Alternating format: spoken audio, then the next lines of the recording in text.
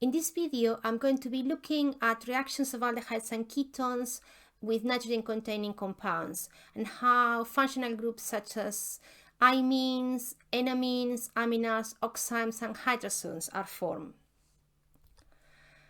So this is what happens when you try to react an aldehyde or a ketone with a tertiary amine. And the bottom line is that nothing happens. It doesn't react.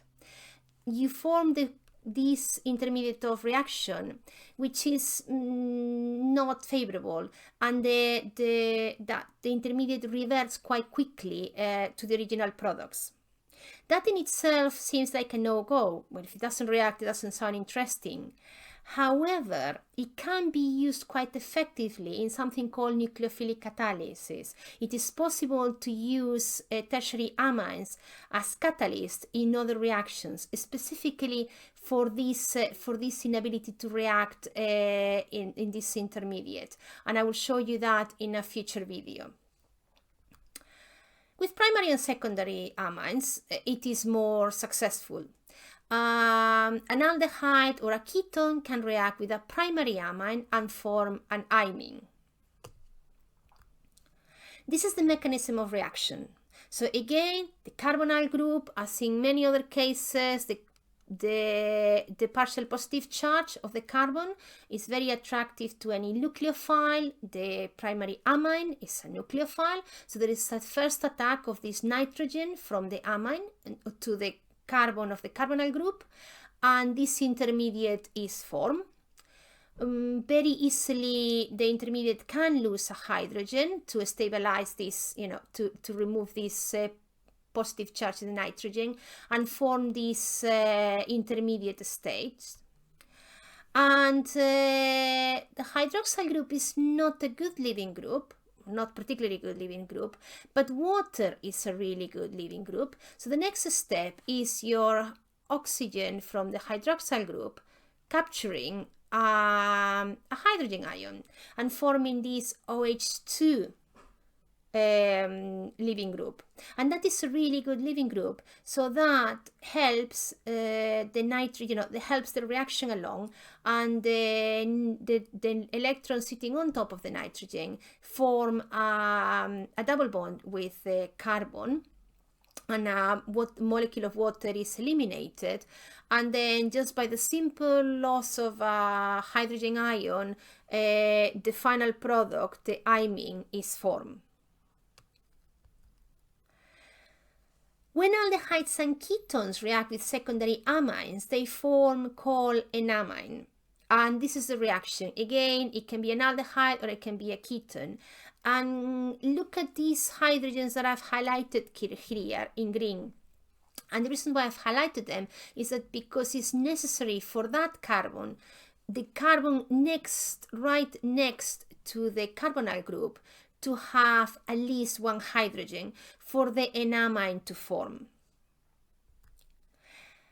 The use of a base facilitates the removal of a hydrogen ion, not a hydrogen ion, and the formation of the enamine. So this is an intermediate step, and if it is a hydrogen in this carbon, the one sit next to what used to be the carbonyl group, then it's very easy for a base present in the medium. It could be, it does not necessarily has to be a strong base. Water, for example, would do the job and form the enamine. What happens when there's no hydrogen sitting in this carbon adjacent to the carbonyl group? When there is no hydrogen, for example, here, there is no hydrogen in that carbon, it's in a benzene ring. Well, you don't form the enamine, what you form is the aminals. And aminals do only form with aldehydes. The reaction doesn't happen with ketones because there would be too many functional groups around this carbon, and there is too much crowding. The reaction is not favorable. when an aldehyde or a ketone react with other nitrogen-containing compounds, you form slightly different versions of this carbon double bond nitrogen bond that we have looked at before in enamines or imines. This is an example of a carbonyl group, aldehyde or ketone reaction with hydroxyl amine, and this is an example of a aldehyde or a ketone reacting with a hydrazine. And the compounds formed are an oxime or a hydrazone in the case of the hydrazine. And I'm going to ask you to pause the video now and propose some mechanism for these reactions, for these two reactions. So please pause the video, have a go at trying to come up with a mechanism similar to what I've shown you in the previous reactions of imines and enamines, and see if you can come up with a plausible reaction mechanism.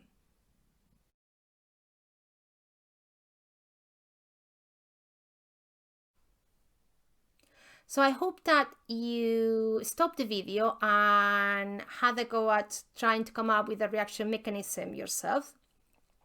I'm going to do here the one of formation of an oxime, and the one for the hydrazone is very similar. So we start with focusing again on the carbonyl group, and these R groups can be, this could be an aldehyde or a ketone. The reaction is similar, and the hydroxylamide. Again, the partial positive charge of this carbon of the carbonyl group makes it very attractive for nucleophiles like that nitrogen from the hydroxylamine, which displaces the double bond carbon oxygen and puts a negative charge on top of that oxygen. So you have this first step, and you end up with this first intermediate, in which you still have your two R groups. They haven't changed. The oxygen has gained a negative charge, and your nitrogen has now acquired an extra bond, which means that it becomes positively charged. The next step would be for this oxygen to gain a hydrogen, maybe from a molecule of water in the medium, and for the nitrogen to lose one of hydrogen, and so it becomes a neutral molecule. So you end up with this compound, and at the moment you have the hydroxyl group and you have the nitrogen that has come into the molecule. And the hydroxyl group is not a particularly good leaving group. However, if that OH is in the form of a molecule of water, that's a neutral compound, and that makes a much better leaving group. So if you imagine, let's say, a molecule of water perhaps in the medium, and the oxygen, this oxygen becoming protonated and forming this another intermediate with the oxygen protonated. You've got the R groups, they haven't changed, and you have the NH-OH that hasn't changed.